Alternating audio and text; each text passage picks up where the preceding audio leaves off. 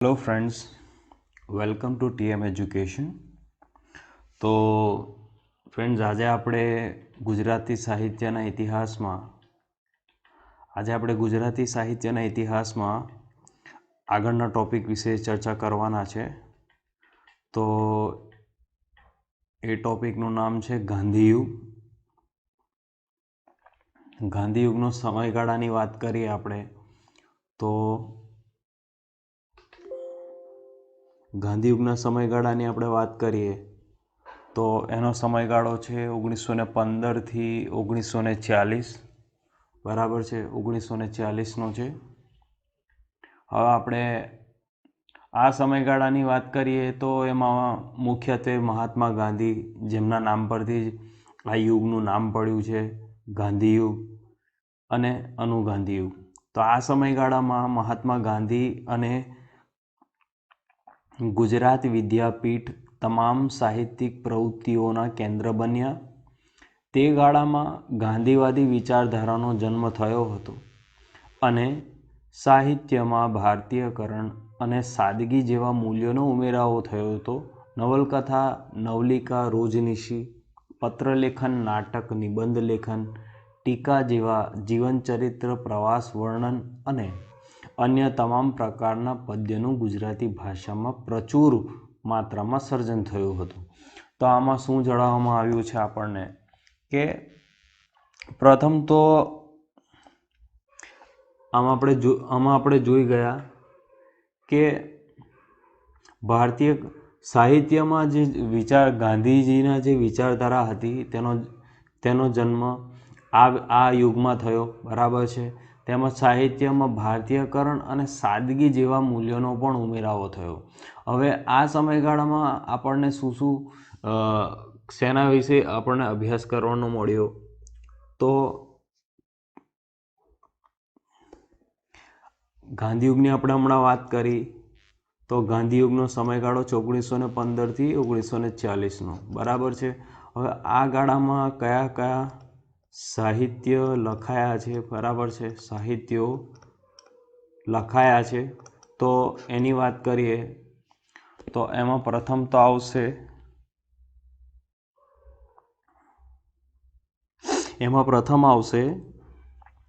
નવલકથા. બરાબર છે, નવલકથા આવશે એમાં. અને બીજું આવશે નવલિકા. બરાબર છે, નવલિકા આવશે એમાં. એના પછી આવશે રોજનીશી. બરાબર છે, એમાં આવશે રોજનીશી. અક્ષર માટે માફ કરજો. પછી પત્ર લેખનો લખાયા છે. બરાબર છે, બરાબર છે. પછી બીજા શું લખાયા છે તો કે નાટકો લખાયા છે. ઘણા સારા નાટકો લખાયા છે. બરાબર છે.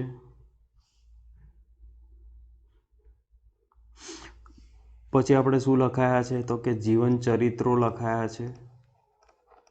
બરાબર છે, જીવન ચરિત્રો લખાયા છે.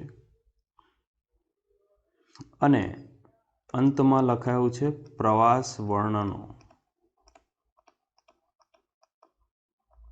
બરાબર છે. હવે આટલા પ્રકારના આપણને સાહિત્યો જોવા મળે છે. શેમાં? ગાંધીયુગમાં. બરાબર છે. નવલકથા, નવલિકા, રોજનીશી, પત્રલેખનો, નાટકો, જીવનચરિત્રો, પ્રવાસ વર્ણનો. બરાબર છે. હવે આપણે આગળ વાત કરી ગયા તેમ તો આમાં જેટલા પણ સાહિત્યો લખાયા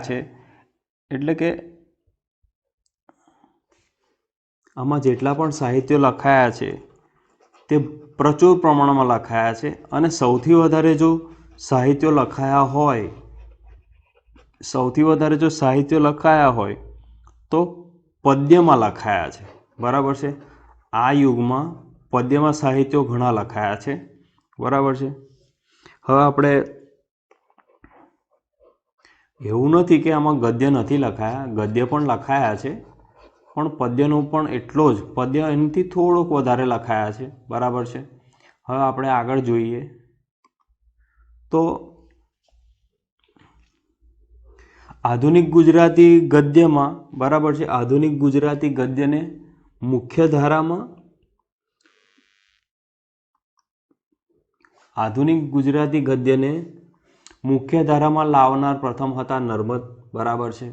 પરંતુ કનૈયાલાલ મુનશી અને મહાત્મા ગાંધીએ તેમને નવા યુગમાં ટોચ પર પહોંચાડી દીધા. હવે નર્મદ મુખ્ય ધારામાં લાવનાર હતા, આધુનિક ગુજરાતીના ગદ્યને મુખ્ય ધારામાં લાવનારનો શ્રેય નર્મદને જાય છે, પણ કનૈયાલાલ મુનશી, કમા મુનશી અને મહાત્મા ગાંધીએ તેમને ટોચ પર બેસાડી દીધા. ગાંધીજીની આત્મકથા છે, જેમને આપણે સત્યના પ્રયોગો તરીકે નામ ઓળખીએ છીએ, બરાબર છે, એમની જીવણી છે એમાં, બરાબર છે. તેમજ દક્ષિણ આફ્રિકાનો સત્યાગ્રહ, હિન્દ સ્વરાજ અને સર્વોદય તેમના શ્રેષ્ઠ સર્જનોમાં ગણવામાં આવે છે. કોના? ગાંધીજીના, બરાબર છે. સર્વોદયમાં તેમણે નિબંધ સ્વરૂપે પોતાના અર્થશાસ્ત્ર પરના વિચારને વ્યક્ત કર્યો છે. હવે આ જે સર્વોદયની એમણે વાત કરી, બરાબર છે, સર્વોદયમાં તેમણે શું વાત કરી કે એ જે સ્વરૂપ છે એ નિબંધ સ્વરૂપે લખાયું છે એમનું પુસ્તક, અને તેમાં એમણે અર્થશાસ્ત્રની વાત કરેલી છે. તેમણે શાકાહાર ભોજન અને સ્વાસ્થ્ય, ધર્મ, સામાજિક સુધાર વગેરે વિષયો પર મોટા પ્રમાણમાં સર્જન કર્યું છે, બરાબર છે. આ તો તમે સમજતા જ હશે. તેઓ લેખન સાહિત્યિક દ્રષ્ટિથી નહીં પરંતુ લોક શિક્ષણ અર્થે કરતા હતા, અને તેમની ભાષા સામાન્ય માનવી આસાનીથી સમજી શકે તે પ્રકારની હતી, બરાબર છે. ગાંધીજીના સાહિત્ય ક્ષેત્રના યોગદાનો પહેલાં ગુજરાતી નવલકથાઓમાં કેન્દ્રીય વિષય ઉપલા અને મધ્યમ વર્ગના પરિવારો, નાયક પદ પર સમાજના આગેવાન પ્રકારના પાત્રો, સંયુક્ત હિન્દુ કુટુંબના પ્રશ્નો, દેશી રાજ્યનું રાજકારણ, સાક્ષર યુવાનોનો પ્રેમ વ્યવહાર અને તત્વજ્ઞાન હતા. જ્યારે કાવ્યોમાં પ્રકૃતિ, પ્રણય, પ્રભુભક્તિ, દાંપત્ય અને દેશભક્તિ મુખ્ય લક્ષણો હતા. ગાંધીજીએ સૌ પ્રથમ વખત દલિત, પતિત, ગ્રામીણ, શ્રમજીવી, અસ્પૃશ્યનો ભોગ બનેલા સમાજ વર્ગને કેન્દ્રિત વિષયો ગુજરાતી સાહિત્યમાં આગળ લાવ્યા. હવે આમાં શું કહેવામાં આવ્યું છે કે ગાંધીજીએ શેની વાત કરેલી આમાં? હવે આપણે આગળ જોઈએ તો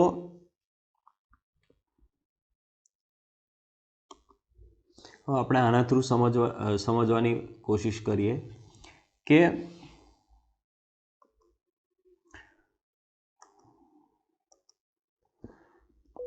આમાં ગાંધીજીએ શું વાત કરેલી છે કે એમના જે સાહિત્યો છે, બરાબર છે, એમના પહેલાના, એટલે કે ગાંધીજી પહેલા લખાયેલા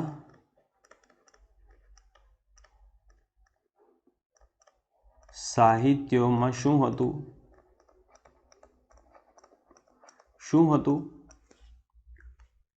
તો જવાબમાં આપણે લખી શકીએ કે એમના પહેલા જે સાહિત્યો લખાયા હતા તેમાં એમણે જોયું કે એની અંદર શું હતું, તો કે ઉપલા અને નીચલા વર્ગના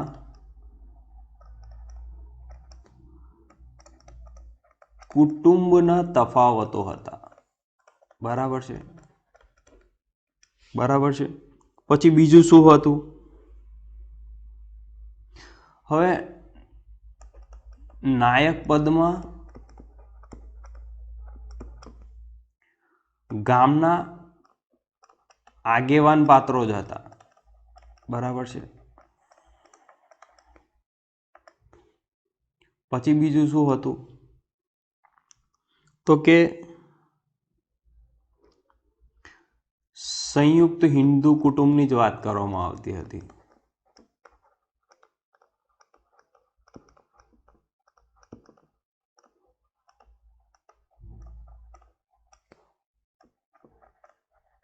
બરાબર છે. પછી બીજું શું હતું એમાં?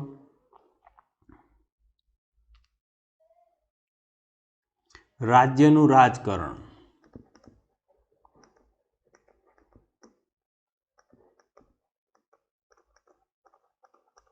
બરાબર છે.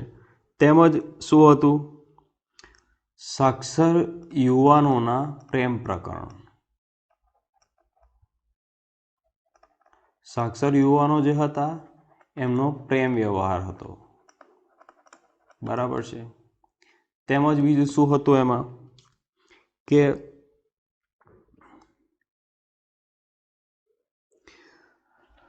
હવે આ બધી જે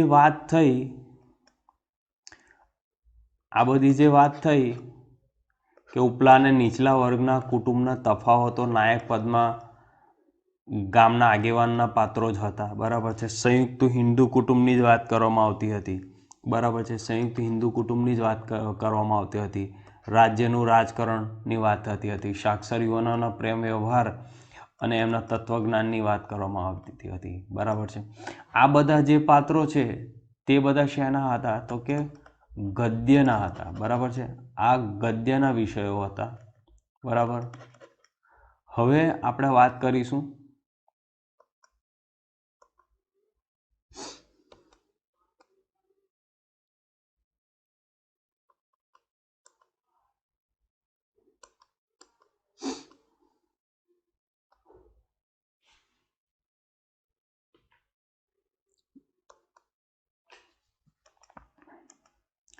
બરાબર છે.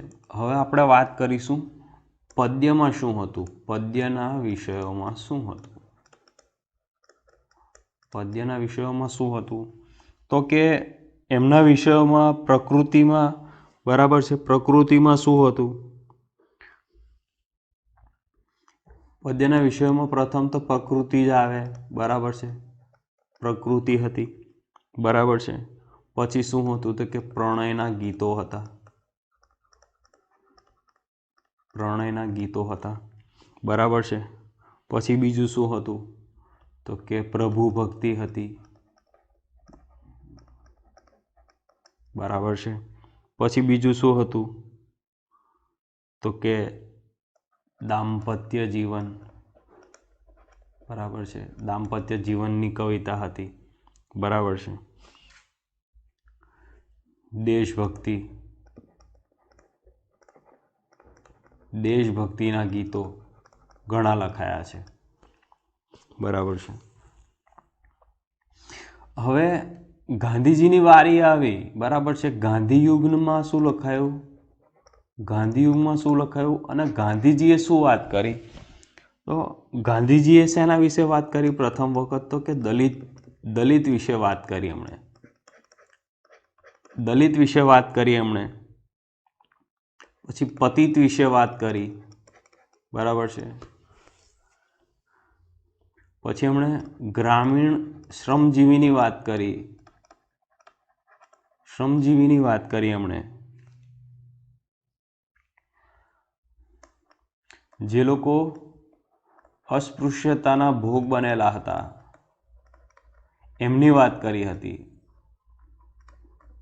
ગાંધીજીએ આ લોકો વિશે વાત કરી.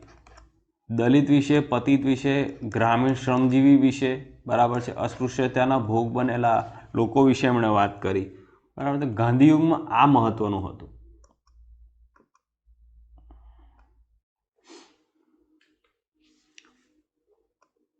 બરાબર છે. હવે આપણે આગળ જોઈએ.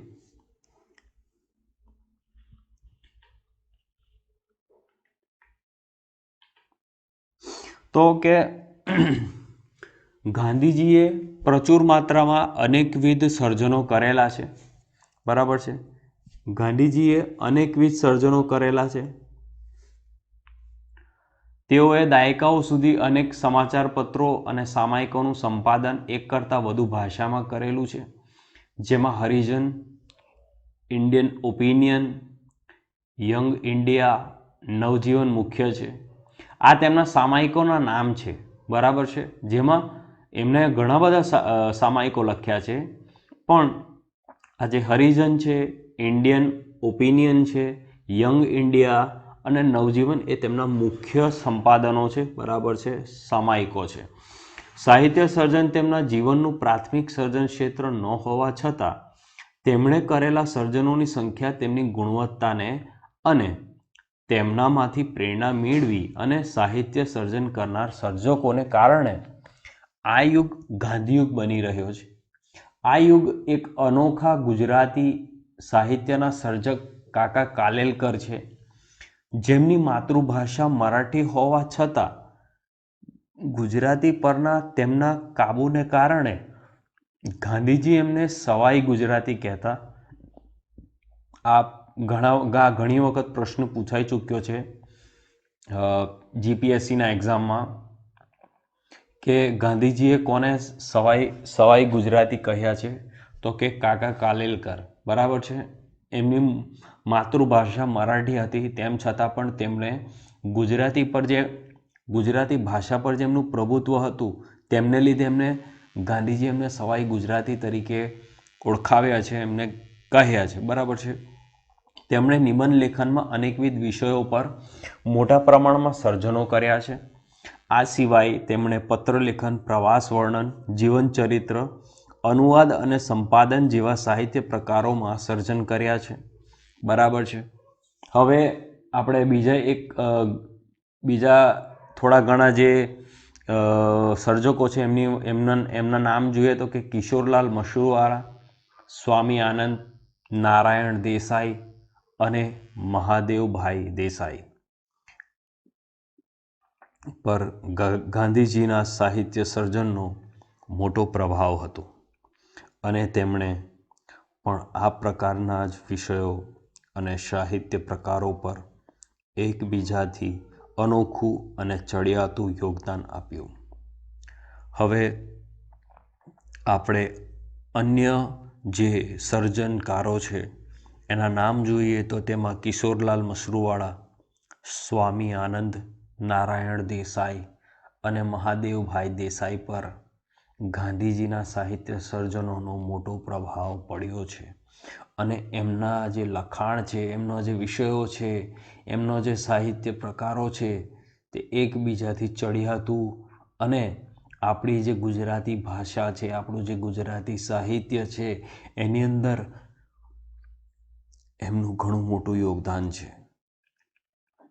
આ ગાળામાં કનૈયાલાલ મુનશી સૌથી પ્રતિભાશાળી સર્જક ગણાય છે, બરાબર છે, અને સમકાલીન સાહિત્યના સૌથી લવચિક લેખક ગણાય છે, બરાબર છે. હવે સવાલ પૂછવામાં આવે કે ગાંધીયુગમાં સૌથી લવચિક લેખક તરીકે કોણ છે, તો એમાં આપણે આંખો વીંચીને નામ લખી દેવાનું કનૈયાલાલ મુનશી, બરાબર છે. તેમના દળદાર સર્જનોમાં નાટકો લખ્યા છે, નિબંધ લેખનો લખ્યા છે, નવલિકા લખી છે, નવલકથાઓ લખી છે અને એમને અનુવાદ પણ કર્યા છે. તેમની જે વિખ્યાત નવલકથાઓની વાત કરું તો પાટણની પ્રભુતા, ગુજરાતનો નાથ, જય સોમનાથ, પૃથ્વી વલ્લભ, ભગવાન પરશુરામ અને તપસ્વીની છે. ધૂમકેતુ ઉપનામ ધારણ કરીને ગૌરીશંકર ગોવર્ધન રામ જોશીએ નવલિકા લેખનને સર્વોચ્ચ સ્તર પર પહોંચાડ્યું એમ ગણી શકાય. તેમની નવલિકાઓ હિન્દી અને અંગ્રેજી અનુવાદ પામી અને પ્રકાશિત થઈ છે, બરાબર છે. તો આમાં શું આપણે વાત કરી તો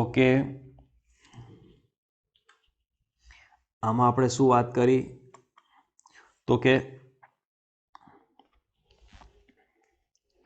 ગાંધીજીએ પણ ઘણા સર્જનો કરેલા છે, બરાબર છે. ગાંધીજીએ ઘણા સર્જનો કર્યા છે. હવે એમાં એમણે દાયકાઓ સુધી એમણે સમાચાર પત્રોમાં પણ લખાણ આપ્યું છે અને એમણે સામાયિકો પણ લખ્યા છે, બરાબર છે. સમાચાર પત્રોમાં પણ એમણે લખ્યું છે, તેમજ એમણે સામાયિકો પણ લખ્યા છે, બરાબર છે. સામાયિકોમાં પણ એમણે લખાણ આપ્યું છે, બરાબર છે. તો સામાયિકોમાં કયા કયા આવશે, બરાબર છે. સામાયિકોમાં કયા કયા આવશે?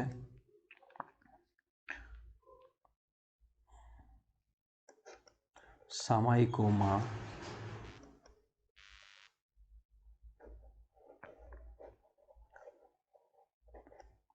માફ કરજો,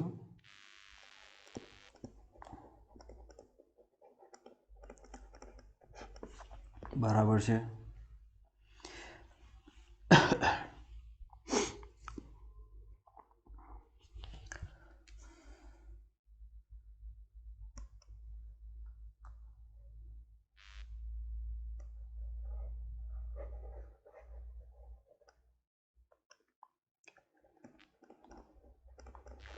સામાયિકોની વાત કરું તો એમાં આવશે, પ્રથમ તો આવશે હરિજન, બરાબર છે, હરિજન. બીજો આવશે યંગ ઇન્ડિયા, બરાબર છે, યંગ ઇન્ડિયા.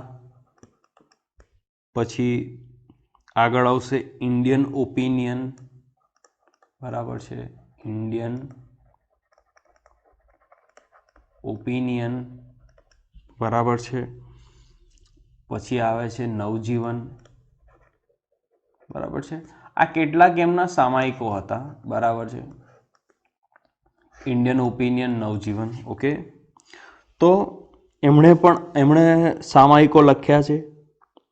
હવે સાહિત્ય સર્જન જીવનનું પ્રાથમિક સર્જન ન હોવા છતાં એમણે કેટલાક સર્જનોની સંખ્યા ઘણી બધી છે, પણ એમાં આ મુખ્ય છે. હવે આપણે આગળ વાત કરીએ તો આ જ યુગમાં એક અગત્યના આપણે વાત કરીએ,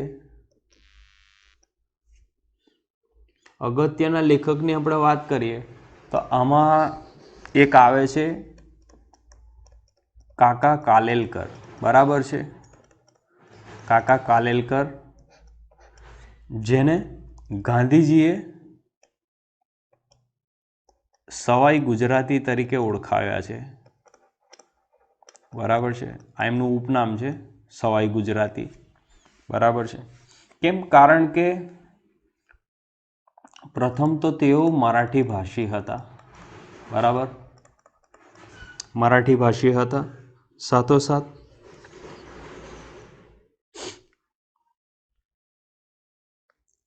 મરાઠી ભાષી હતા અને તેમનો ગુજરાતી ભાષા પરની પકડ જે હતી, ગુજરાતી ભાષા પર એમની પકડ સર્વશ્રેષ્ઠ હતી.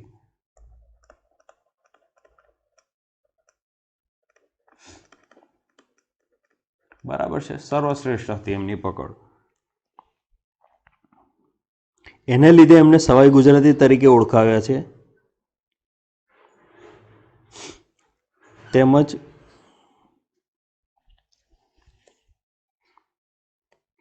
આપણે આગળ વાત કરીએ તો એમના સર્જનોમાં વાત કરું તો એમના સર્જનોમાં પ્રથમ તો એમણે નિબંધ લેખનો લખ્યા છે, બરાબર છે. પછી એમણે લખેલું છે પત્રલેખનો, બરાબર, પત્રલેખન લખ્યા છે. પછી એમણે પ્રવાસ વર્ણન લખ્યા છે, ઘણા એમના પ્રવાસ વર્ણનો એમના ઘણા સારા છે. તેમજ એમણે જીવન ચરિત્ર લખ્યું છે, બરાબર છે. તેમજ એમણે અનુવાદ અને સંપાદન પણ કર્યું છે.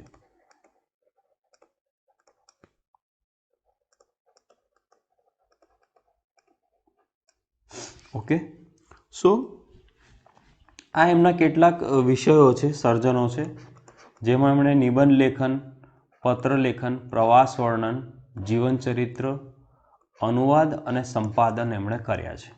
ઓકે, તો આ હતા કેટલાક એમના કાકા કાલેલકરના કેટલાક સર્જનો, બરાબર છે.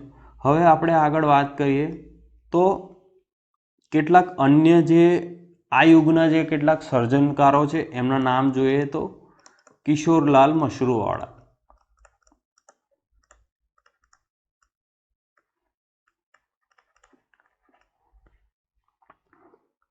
बराबर है, किशोरलाल मशरूवाड़ा। पछी बीजा है स्वामी आनंद,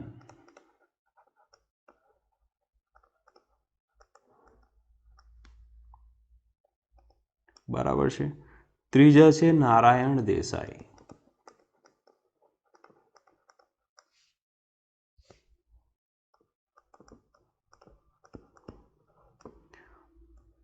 पछी बीजा है महादेव भाई देसाई। हवे आ लोकोना नाम केम लखुं छुं एनुं पण एक कारण छे, बराबर है। केम के आ गांधी युगना आ जे छे ए गांधी युगना मुख्य सर्जको छे, बराबर है। मुख्य सर्जको छे जेमनी उपर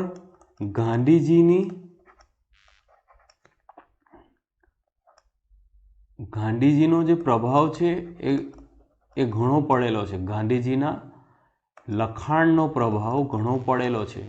एमने गांधीजीना जे साहित्यो जे छे, गांधीजीना जे साहित्यो छे एनो प्रभाव घणो पड़ेलो छे आ लोको पर, बराबर है। जेमां किशोरलाल मशरूवाड़ा, स्वामी आनंद, नारायण भाई देसाई, महादेव भाई देसाई।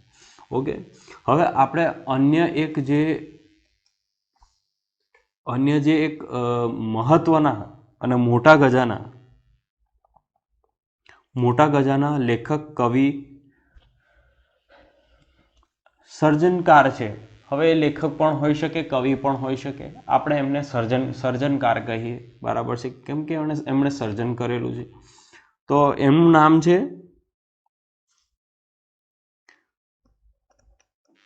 क मा मुंशी, बराबर है।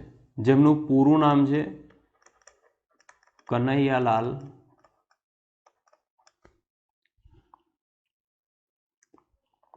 माणिकलाल मुंशी, बराबर है। ओके, तो दोस्तों एमने लवचिक लेखक तरीके ओळखवामां आव्या छे, बराबर है। तेमज एमना सर्जनोनी वात करीए तो सर्जनोमां प्रथम तो आवशे निबंध लेखन, बराबर है। पछी एमणे बीजुं लख्युं छे नवलिकाओ, नवलिका लखी छे एमणे, नवलकथाओ लखी छे, बराबर है। एमणे अनुवाद कर्या छे अने एमना अनुवाद घणा सारा अनुवाद छे। एमणे निबंध लेखन कर्युं छे, नवलिका लखी छे, नवलकथा लखी छे, अनुवाद पण कर्या छे, बराबर है। हवे एमना सर्जनोना नाम जोईए तो एमां प्रथम आवशे एमनी नवलकथामां जोईए नाम तो नवलकथामां नाम जोईए तो प्रथम आवशे पाटणनी प्रभुता, वांचवा लायक छे, बराबर है। पाटणनी प्रभुता, पछी बीजुं छे गुजरातनो नाथ, बराबर है। पछी बीजी एमनुं एक पुस्तक छे जय सोमनाथ, बराबर है। पछी बीजुं छे पृथ्वी वल्लभ, आ पण घणी सारी पुस्तक छे, आ पण घणी सारी नवलकथा छे। हवे नवलकथामां जोईए तो पाटणनी प्रभुता, गुजरातनो नाथ, जय सोमनाथ, पृथ्वी वल्लभ, बराबर है। एमणे आपणे आगळ हमणां वात करी के एमणे अनुवाद पण कर्या छे, बराबर है। तो अनुवादमां जोईए, अनुवादमां आपणे जोईए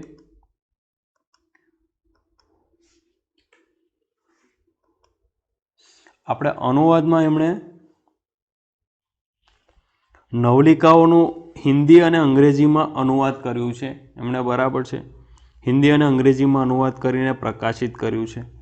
હવે આપણે આગળ જોઈએ.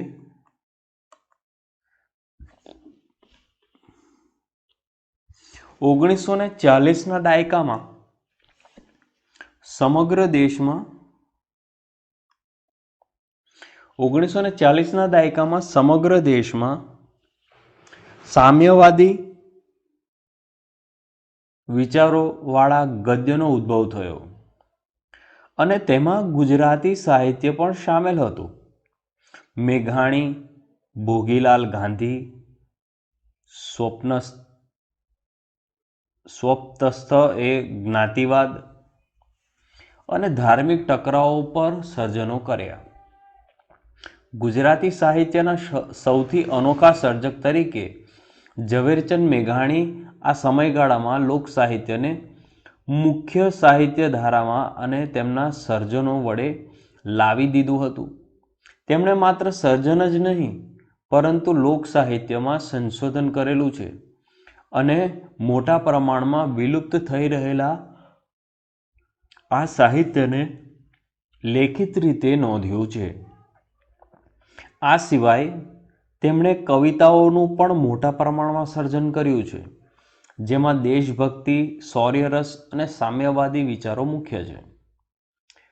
સમય સાથે પ્રબળ બનતી જતી સ્વતંત્રતાની ચળવળ અને સામાજિક ન્યાયની ભાવનાને ઉમાશંકર જોશી, સુંદરમ, સ્નેહરશ્મિ અને સુંદરજી બેટાઈની કવિતાઓમાં જોઈ શકાય છે. હવે આપણે વાત કરીએ તો 1940ના દાયકામાં, એટલે કે કયો દાયકો? 1940નો દાયકો એટલે કે કયો દાયકો? 1940નો દાયકો એટલે કયો દાયકો?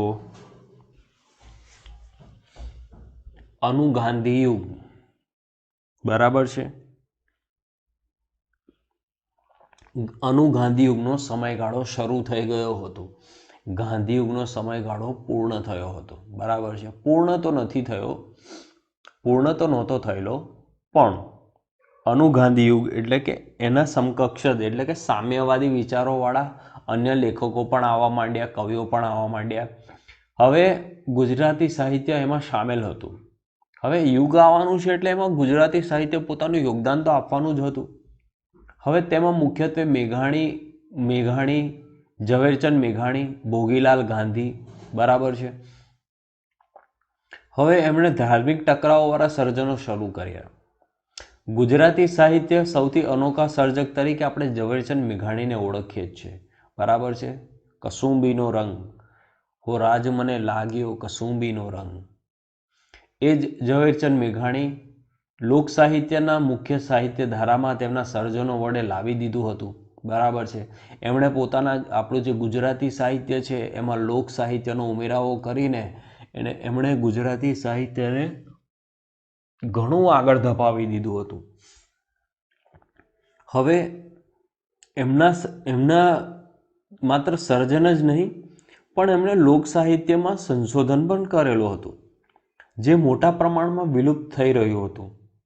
એમણે એ લોક સાહિત્યને આપણા ગુજરાતી સાહિત્યમાં ઉમેરાવો કર્યો, બરાબર છે. આ સિવાય એમણે કવિતાઓમાં પણ મોટા પ્રમાણનું સર્જન કર્યું છે. દેશભક્તિ, શૌર્યરસ અને સામ્યવાદી વિચારો મુખ્ય હતા. હવે આ બધી જે સમય ચાલતો હતો એમાં સ્વતંત્રતાની ચળવળ તો ચાલુ જ હતી, બરાબર છે.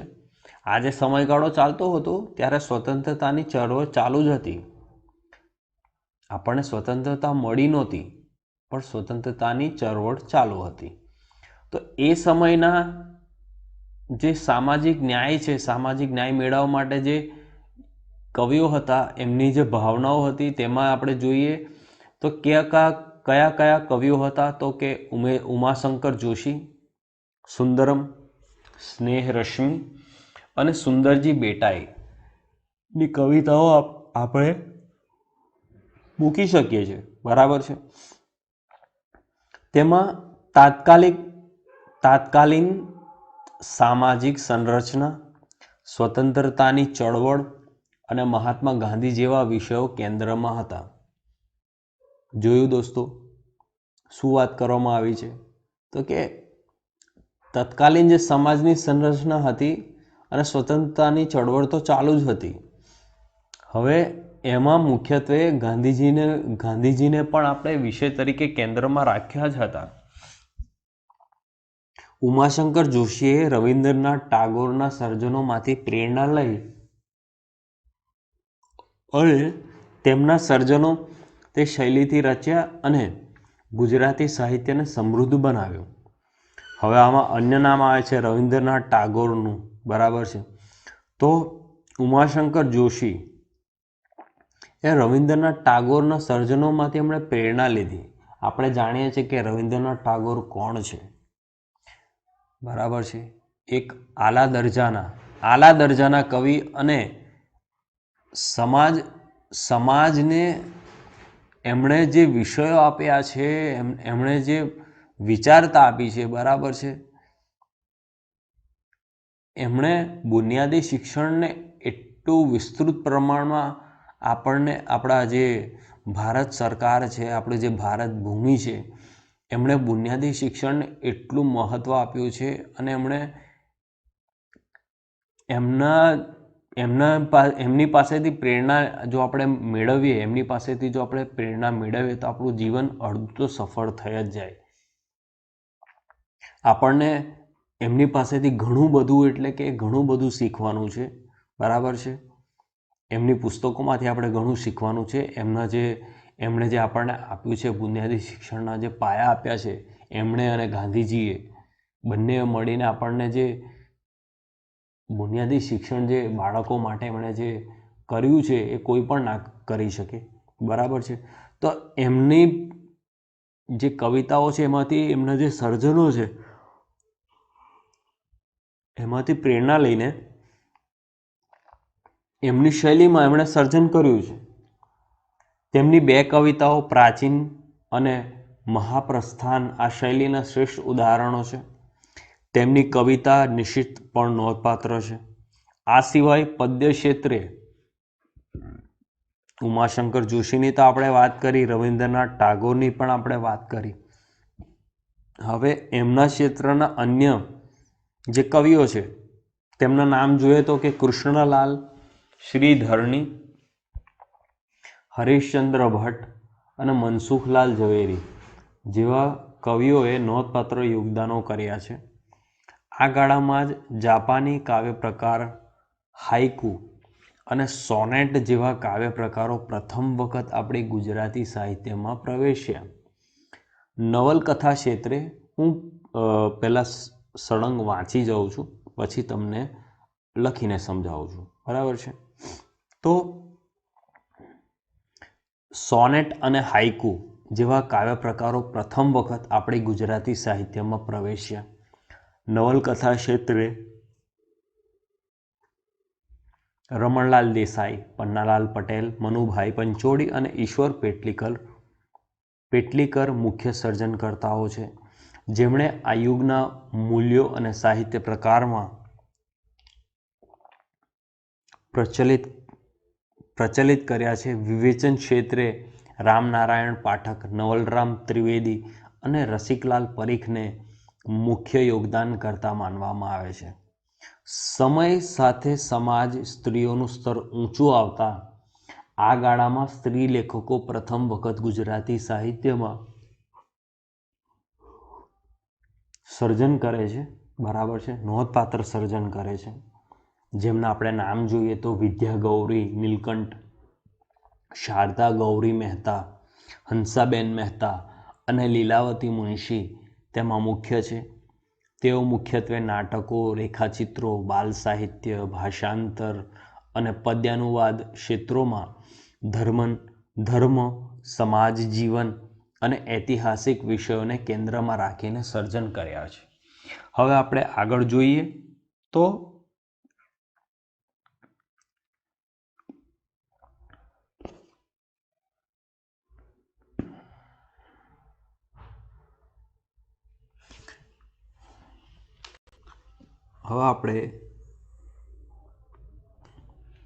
અહીંયા ધ્યાન આપીએ, બરાબર છે. તો 1940ની વાત કરી છે, બરાબર છે, એટલે કે અનુગાંધી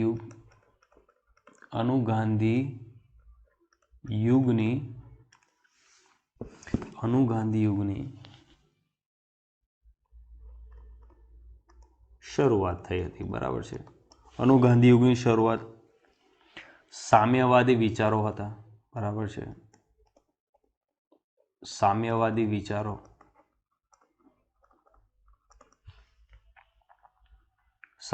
વિચારોનો ઉદ્ભવ થયો હતો, બરાબર છે. એમાં ગુજરાતી સાહિત્ય સામેલ હતું. હવે એ સમયમાં જે કવિઓ હતા, કવિઓની વાત કરું તો ઝવેરચંદ મેઘાણી, બરાબર છે. ઝવેરચંદ મેઘાણી, બીજા છે ભોગીલાલ ગાંધી, બરાબર છે. બીજા છે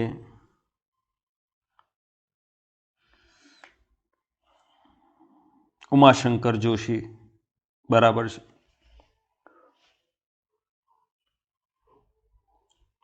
પણ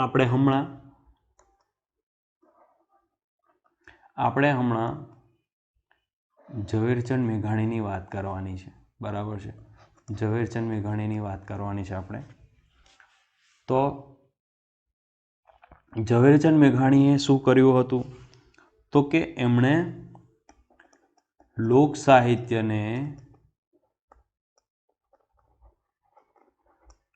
સાહિત્યને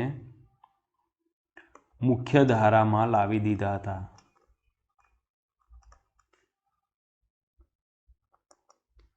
મુખ્ય ધારામાં લાવી દીધું હતું, બરાબર છે. જે લુપ્ત થતી હતી,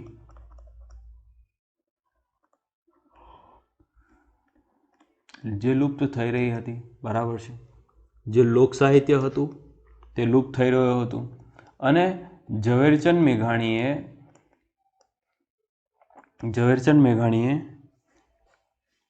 લોક સાહિત્યનો ઊંડો અભ્યાસ કર્યો હતો.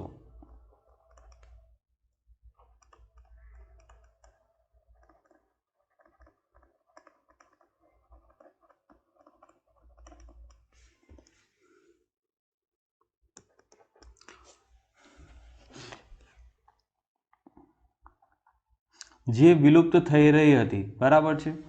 ઝવેરચંદ મેઘાણીનો અભ્યાસ કર્યો હતો ને તેમણે પછી લોક સાહિત્યને મુખ્ય ધારામાં એટલે કે ગુજરાતી સાહિત્યમાં એમણે લાવ્યા, બરાબર. અને લોક સાહિત્યને તેમજ ગુજરાતી સાહિત્યને પણ ઘણી સારી સિદ્ધિ અપાવી, બરાબર છે. હવે આપણે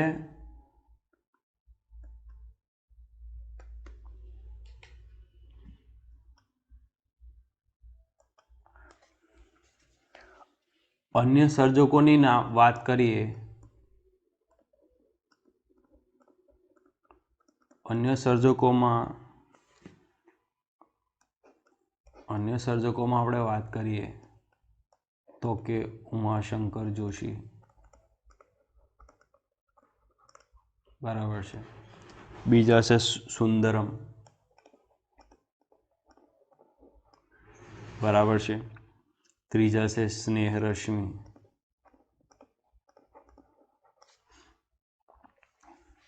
ચોથા છે સુંદરજી ભેટાઈ, બરાબર છે. હવે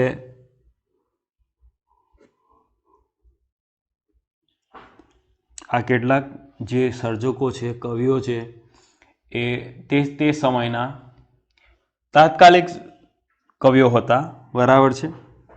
હવે એમાંથી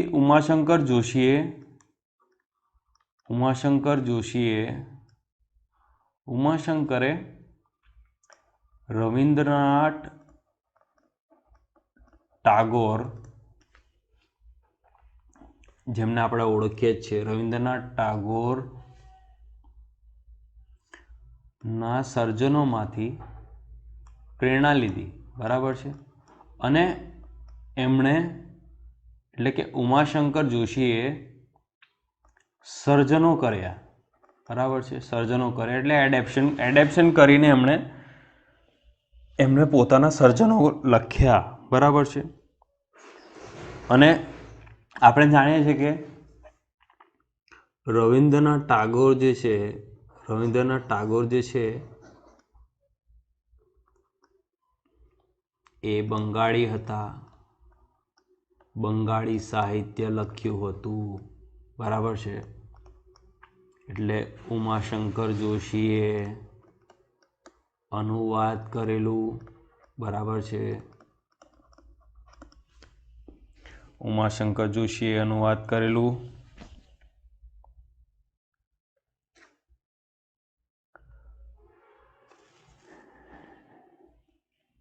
અને આ સાહિત્યોને પણ ઘણી નામના મળી આ સાહિત્યોને. ઉમાશંકર જોશીએ જે લખેલા હતા, ઉમાશંકર જોશીએ જે એડેપ્શન કરીને રવિન્દ્રનાથ ટાગોરના જે સર્જનો છે એમાંથી પ્રેરણા લઈને એમણે પોતે સર્જન કર્યું, જે બંગાળી ભાષામાં હતું, એમણે અનુવાદ કર્યો, બરાબર છે, અને નામના મેળવી, તો એ પણ એક સારી વાત કહેવાય, બરાબર છે. હવે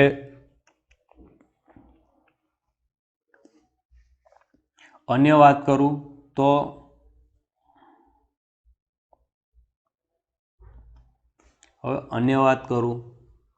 તો આ જેટલા પણ સર્જકો છે એમના બધાના વિષયોમાં મુખ્ય વિષય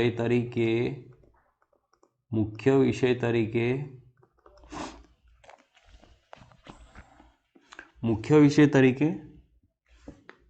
ગાંધીજી તો હતા જ, બરાબર છે, ગાંધીજી હતા જ, બરાબર છે,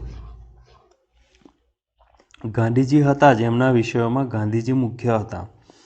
હવે આપણે આગળ વાત કરીએ. સમજી ગયા હશે તમે આટલું, બરાબર છે. આમાં તમારે મુખ્ય છે ને મુખ્ય સર્જકોના નામ યાદ રાખવાના છે, બરાબર છે, સર્જકોના નામ તમારે યાદ રાખવાના છે. સુંદરમ સ્નેહરશ્મિ, સુંદરજી બેટાઈ, ઉમાશંકર જોશી, રવિન્દ્રનાથ ટાગોર, બરાબર છે. આ તમે નામ યાદ રાખશો તો પણ તમારું કામ થઈ જશે, બરાબર છે. હવે આપણે આગળ ચર્ચા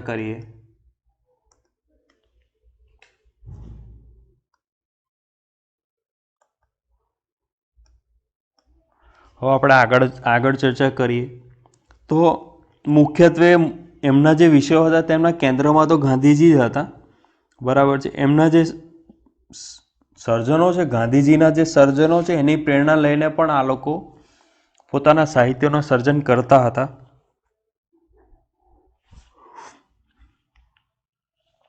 હવે એમના સિવાય આપણે આગળ જેટલા નામ જોઈ ગયા હતા એમના સિવાય પદ્ય ક્ષેત્રે જેમણે યોગદાન આપેલું છે તેમાં પ્રથમ આવે છે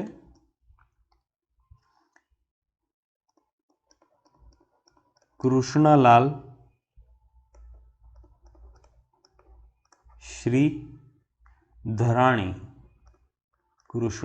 શ્રીધરાણી. બીજા આવે છે હરીશચંદ્ર ભટ્ટ, બરાબર છે. ત્રીજા છે મનસુખલાલ ઝવેરી, બરાબર છે,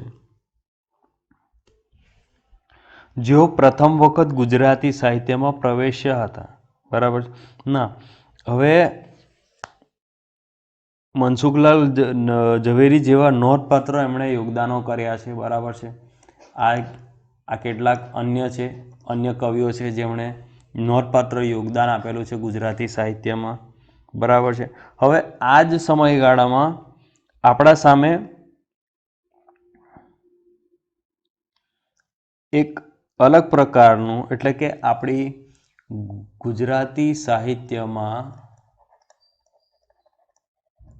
ગુજરાતી સાહિત્યમાં બે નવા વિષયો આવે છે. બે નવા વિષયો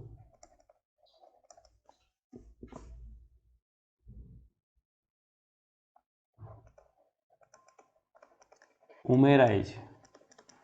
કયા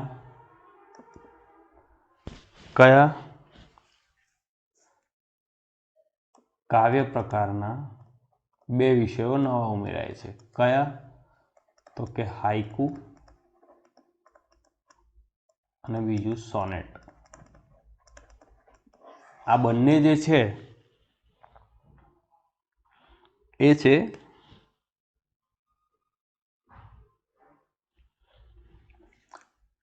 કાવ્ય પ્રકાર. ક્યાંનો છે? તો કે જાપાનનો કાવ્ય પ્રકાર છે. જાપાની કાવ્ય પ્રકાર છે હાઇકુ અને સોનેટ. ઓકે, તો પ્રથમ વખત આપણા ગુજરાતી સાહિત્યમાં આવે છે આ વિષયો. કયા સમયમાં? તો કે 1940માં. બરાબર છે.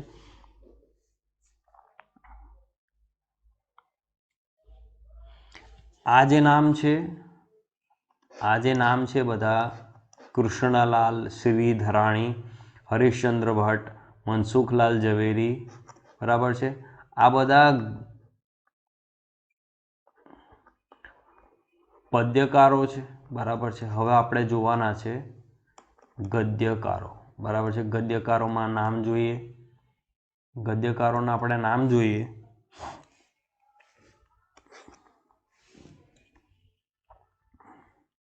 તો એમાં પ્રથમ છે રમણલાલ દેસાઈ. બરાબર છે. બીજું આપણે નામ જોઈએ તો પન્નાલાલ પટેલ, જે ઘણું મોટું નામ છે ગુજરાતી સાહિત્યમાં. ત્રીજું નામ છે મનુભાઈ પંચોળી. બરાબર છે. આ પણ મોટા ગજાના સાહિત્યકાર છે. ચોથું આપણે નામ જોઈએ તો ઈશ્વર પેટલીકર.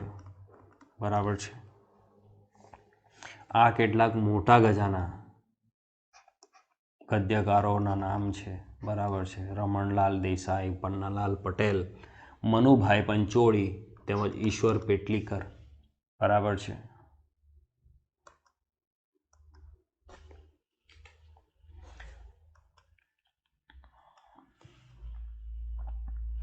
હવે આમાં એક નવું પાસું ઉમેરાય છે.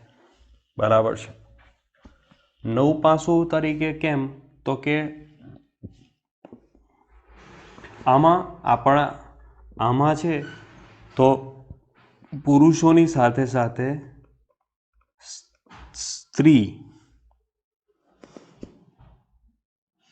સ્ત્રી સાહિત્યકારો પણ છે. બરાબર છે. નવો વળાંક આવે છે ગુજરાતી સાહિત્યમાં.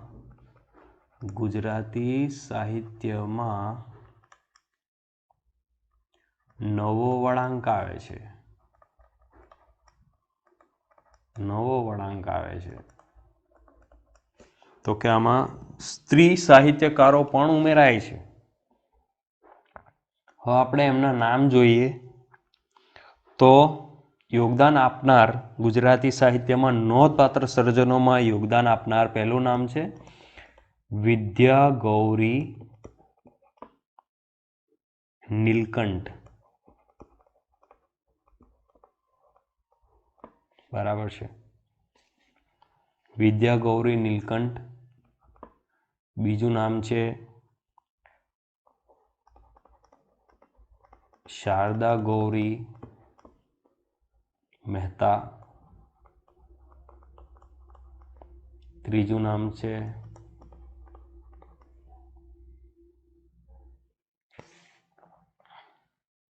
હંસાબહેન મહેતા.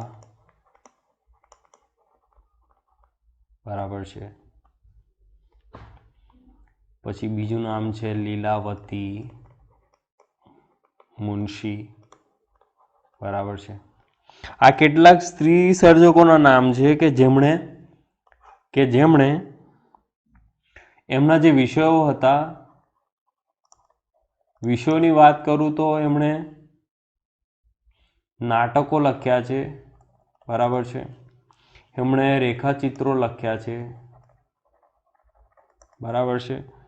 એમણે બાલ સાહિત્ય લખ્યા છે. સાથે સાથે એમણે ભાષાંતર પણ કરેલું છે અને પદ્યાનુવાદ પણ કરેલું છે. બરાબર છે. તો આ એમના કેટલાક વિષયો છે: નાટકો, રેખાચિત્રો, બાલ સાહિત્યો, ભાષાંતર, પદ્યાનુવાદ. બરાબર છે. તો આ હતું આપણું ગાંધી યુગ. બરાબર છે. હવે આમાં તમને કંઈક સમજ ના પડી હોય તો મને કમેન્ટ બોક્સમાં જણાવજો. બરાબર છે. હમણાં તો હું થોડુંક ચલાવીશ, થોડુંક આપણે જોઈશું. બરાબર છે. હવે આપણે આગળ જોઈએ તો અનુગાંધી યુગ, જેનો સમયગાળો છે 1940 થી 1955 સુધીનો. બરાબર છે.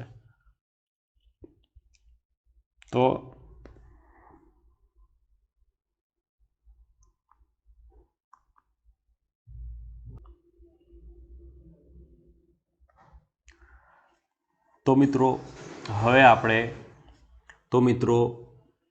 હવે આપણે અનુગાંધી યુગ તરફ આગળ વધી રહ્યા છે. તો અનુગાંધી યુગનો જે સમયગાળો છે તેની વાત કરું તો તેનો સમયગાળો છે 1940 થી 1955, જે આપ સ્ક્રીન પર જોઈ રહ્યા છો. બરાબર છે. હવે તેની આગળ આપણે ચર્ચા કરીએ તો આ સમયગાળો છે પદ્યના પ્રભુત્વનો રહ્યો છે. પરંતુ જેમ સામાન્યતઃ સાહિત્યમાં તત્કાલીન ઘટનાઓના પડઘા જોઈ શકતા હોય છે, તેમ આ ગાળામાં ન બન્યું. કેમ ન બન્યું? તો કે તત્કાલીન ઘટનાઓના જે પડઘા પડી રહ્યા હતા. બરાબર છે. એટલે કે સ્વાતંત્ર્ય સંગ્રામના જે પડઘાઓ પડી રહ્યા હતા. બરાબર છે. એને જે લગતા જે સાહિત્યો હતા તે આમાં ધીમે ધીમે એ ઓછા થતા ગયા. હવે એનું જે કારણ હોય તે. બરાબર છે. તો સર્જનોમાં સ્વાતંત્ર્ય સંગ્રામ, સામૂહિક જીવનના પ્રશ્નો, યુદ્ધો અને અન્ય બાહ્ય મુદ્દાઓના સ્થાને માનવ હૃદયની લાગણીઓ પ્રમુખ રહી. આપણે આગળ વાત કરી ગયા કે જે સ્વાતંત્ર્ય સંગ્રામના જે મુદ્દાઓ હતા તેનાથી હટીને હવે માનવ હૃદયની લાગણીઓ પ્રમુખ બની રહી હતી. બરાબર છે. તો આ યુગના જે વિષયો હતા તેની વાત કરું તો એમાં મુખ્ય છે સોનેટ, મુક્તક, ઉર્મી કાવ્ય. બરાબર છે. આમાં આ રચનાઓ મુખ્ય હતી.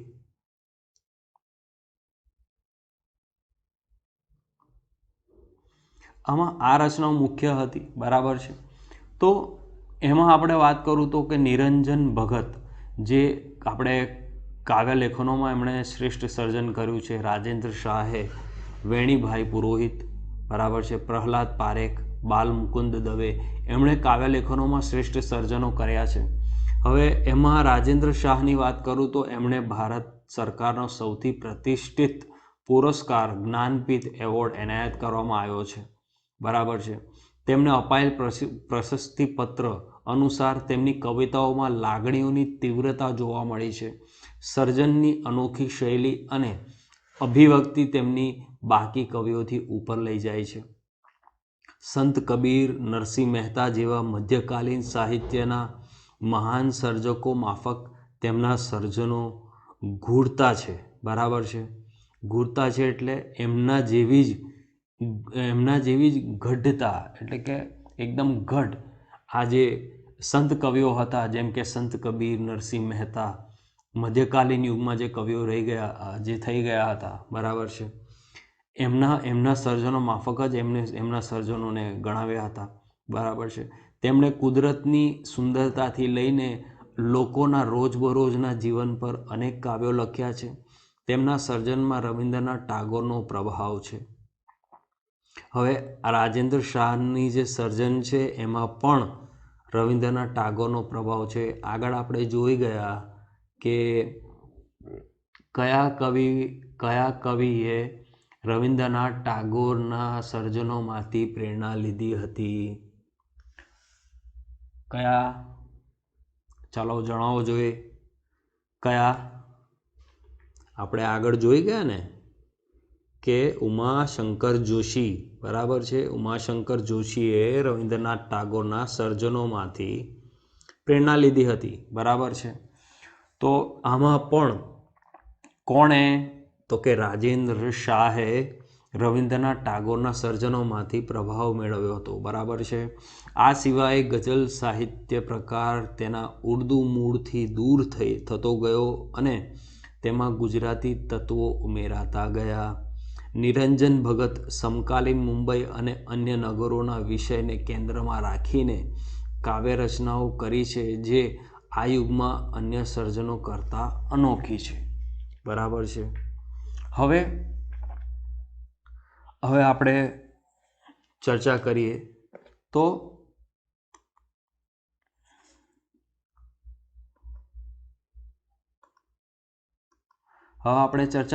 તો એમાં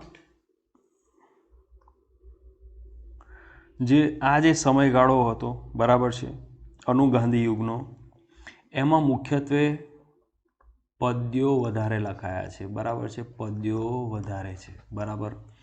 હવે પદ્યનો પ્રભુત્વ વધારે રહ્યો અને ધીમે ધીમે સ્વાતંત્ર્ય સંગ્રામના જે વિષયો હતા તેનાથી દૂર થતા ગયા, બરાબર છે.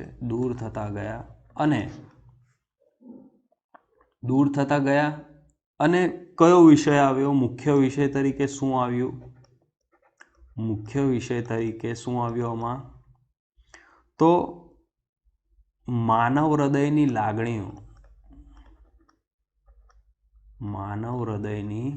લાગણીઓ મુખ્ય વિષય બની ગયું, બરાબર છે. માનવ હૃદયની લાગણીઓ મુખ્ય વિષય બની ગયું. હવે તેના જે મુખ્ય વિષયમાં જો આપણે સાહિત્ય પ્રકારની વાત કરીએ તો આ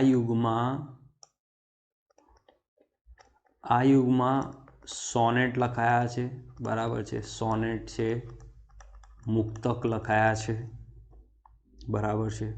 ઉર્મી કાવ્યો લખાયા છે, બરાબર છે. હવે મુખ્ય સર્જકોની વાત કરું તો એમાં પ્રથમ આવે છે નિરંજન ભગત. બીજા છે રાજેન્દ્ર શાહ, બરાબર. ત્રીજા આવે છે વેણીભાઈ પુરોહિત. પછી બીજા આવે છે પ્રહલાદ પારેખ. અક્ષરો માટે માફ કરજો મિત્રો, હું ધીમે ધીમે સુધારી રહ્યો છું. બાલ મુકુંદ દવે, બરાબર છે.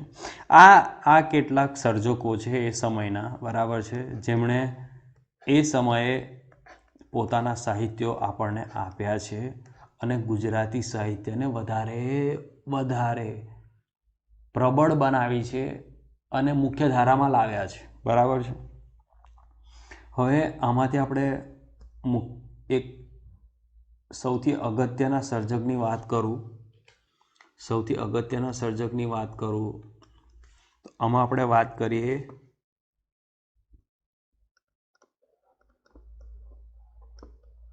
રાજેન્દ્ર શાહની, બરાબર છે. આપણે હમણાં રાજેન્દ્ર શાહની વાત કરીશું કે જેમને આપણા ભારતનો સૌથી પ્રતિષ્ઠિત એવોર્ડ જ્ઞાનપીઠ એવોર્ડ મળ્યો છે, બરાબર છે. જ્ઞાનપીઠ એવોર્ડ મળ્યો છે અને એમના જે કાવ્યો હતા એમાં લાગણીઓની લાગણીઓની તીવ્રતા જોવા મળી છે, બરાબર છે. સર્જનની અનોખી શૈલી જોવા મળી છે.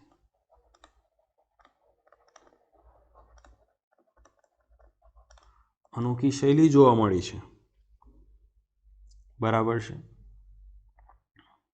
અને અભિવ્યક્તિ જોવા મળી છે, અભિવ્યક્તિ જોવા મળી છે, બરાબર છે.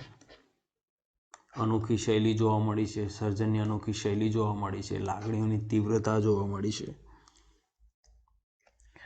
જે બાકી કવિઓથી ઉપર લઈ જાય છે. કોને? રાજેન્દ્ર શાહને. એમના સમકક્ષ કવિઓ હતા એમનાથી એમને ઉપર લઈ જાય છે. મધ્યકાલીન સાહિત્યમાં આપણે સંત કવિઓની વાત કરી. સંત કબીર, બરાબર છે. નરસિંહ મહેતા, બરાબર છે. એમની માફક જ એમના સર્જનમાં પણ ગૂઢતા જોવા મળી હતી. ગૂઢતા એટલે કે એમના જેવા જ વિષયો એમણે લખેલા છે. પ્રબળ સાહિત્ય એટલે કે ગઠી ગયેલું સાહિત્ય.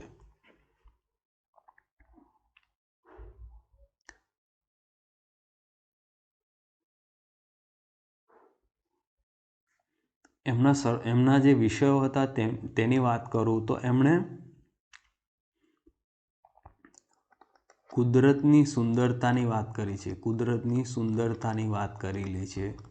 અને સાથોસાથ જીવનમાં રોજબરોજની ઘટનાઓ જે છે, રોજબરોજની જે ઘટનાઓ છે એમના પણ એમણે કાવ્યો લખ્યા છે. ઘટનાઓ પર કાવ્યો લખ્યા છે, બરાબર છે. હવે આમાં પણ એમના જે કાવ્યો પર જે અસર આવી છે એ રવિન્દ્રનાથ ટાગોરને લીધે જ આવી છે, બરાબર છે. એમનો પ્રભાવ એમની પર હતો, બરાબર છે. એમનો પ્રભાવ જ એવો હતો. રવિન્દ્રનાથ ટાગોરનો જે પ્રભાવ જ એવો હતો, એમના જે સર્જનો છે એમનો પ્રભાવ જ અન્ય લેખકો પર, અન્ય કવિઓ પર એવો હતો કે આપણે વાંચીએ તો આપણને પણ મુગ્ધ બનાવી દે, બરાબર છે. આપણને આશ્ચર્ય થઈ જાય કે યાર આમનું જે લખાણ છે તે કેટલા એમ ઉચ્ચ કોટીના ગજાનું લખેલું છે, બરાબર છે એમણે. હવે આ તો થઈ રાજેન્દ્ર શાહની વાત. આપણે હમણાં એમની એટલી જ વાત કરવાની છે. હવે આપણે આગળ વાત કરીએ તો એક સાહિત્ય પ્રકાર અન્ય ઉમેરાયો, જેને આપણે ગઝલ નામથી ઓળખીએ છીએ, બરાબર છે. જે મૂળ ઉર્દુમાંથી આવ્યું છે, બરાબર છે. ઉર્દુમાંથી આવ્યું છે.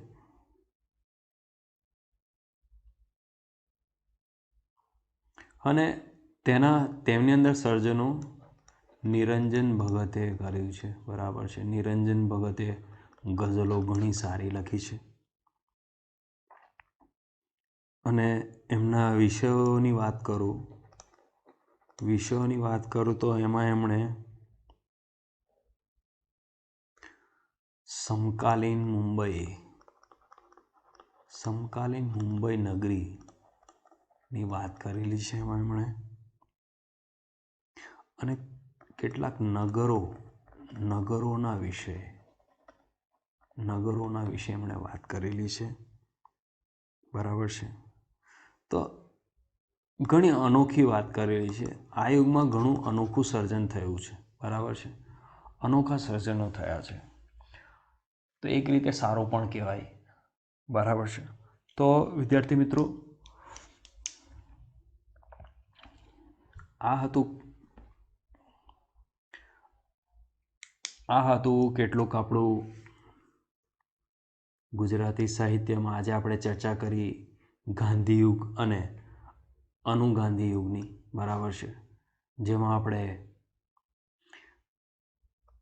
કવિઓની વાત કરી, લેખકોની વાત કરી, બરાબર છે, એમના સર્જનોની વાત કરી, કોનો પ્રભાવ કોની ઉપર રહ્યો તેની વાત કરી, કેટલાક નવા પ્રકારના વિષયો, બરાબર છે, સાહિત્ય પ્રકારો ઉમેર્યા, તેમજ આ સમયગાળામાં આપણને સ્ત્રી સાહિત્યકારો પણ મળ્યા છે, બરાબર છે, સ્ત્રી સર્જનકારો પણ મળ્યા છે આપણને. તો થેન્ક યુ ફોર વોચિંગ, બરાબર છે, thank you for watching. Okay, TM એજ્યુકેશનને લાઈક કરતા રહેજો, લાઈક સબસ્ક્રાઈબ કરજો, બરાબર છે, અને લોકો સુધી શેર કરજો. આપણે આગળ ઘણા બધા ટૉપિક પર ચર્ચા કરવાની છે, હજુ તો આપણે ઘણું લાવવાનું છે, બરાબર છે, ઘણા વિષયો લાવવાના છે. આ હમણાં હું ટેમ્પરરી જ વાત કરું છું, બરાબર છે, ઘણા સમય પછી હું મારું વિડીયો મૂકીશ. તો લોકો સુધી પહોંચાડવાની ટ્રાય કરજો, બરાબર છે. આપણે આપણા લાયક જ, બરાબર છે, આપણે આપણા લાયક જ વાત કરવાની છે. આપણે આપણા ગુજરાતી સાહિત્યને મુખ્ય પ્રવાહમાં લાવવાનો છે, બરાબર, આપણે અને મુખ્ય ધારામાં લાવવાની છે. તો મદદ માટેની અપીલ છે, કારણ કે લોકો ગુજરાતી ભાષાને હવે ગુજરાતી ભાષા શું, અન્ય ભાષા આપણી મુખ્ય જે ભારતની જે મુખ્ય ભાષા છે હિન્દી, બરાબર છે, જે આપણી શું કહેવાય એને દેશની ભાષા તરીકે આપણા જે રાજ્યની છે ગુજરાત, બધા તમામ રાજ્યોની અલગ અલગ ભાષાઓ છે, હું ફક્ત ગુજરાતીની જ વાત કરીશ. તો મારો જે વિષય છે ગુજરાતી વિષય છે, બરાબર છે, તો મારો જે વિષય છે ગુજરાતી વિષય છે અને હું એને આગળ વધારવાનું પૂર્ણતઃ કોશિશ કરીશ, બરાબર છે. લાઈક સબસ્ક્રાઈબ અને શેર કરતા રહેજો. Thank you very much.